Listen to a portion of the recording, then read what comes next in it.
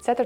jūnijā es pirmo reizi publicēju ierakstu savā profilā Mīlēt izglītoti. Šo kontu es sāku radīt tādēļ, ka es meklēju praktisku informāciju, kas man būtu noderīga ikdienā, kad es strādāju ar bērniem bērnu dārzā un laikā, kad es studēju psiholoģiju.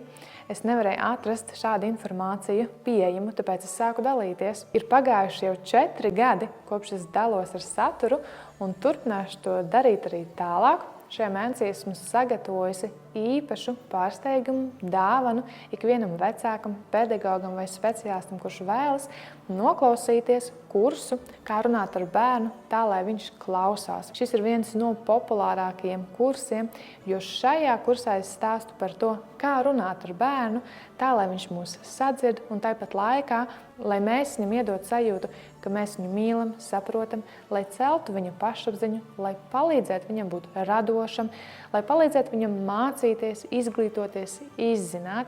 Es ļoti vēlos, lai šo informāciju zinātu ik viens vecāks, ik viens, kurš ikdienā ir ar bērniem.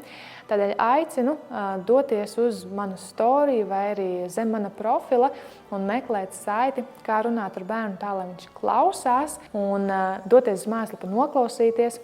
Padalies ar citiem, lai viens saņem šo informāciju un ikdienā tas būtu palīdzoši veicināt laimīgus un apmierinātus bērnus, un arī paši vecāki un pedagogi būs arī apmierinātāki un laimīgāki. Paldies, ka esi kopā ar Mīlēt izglītot visus šos 4 gadus.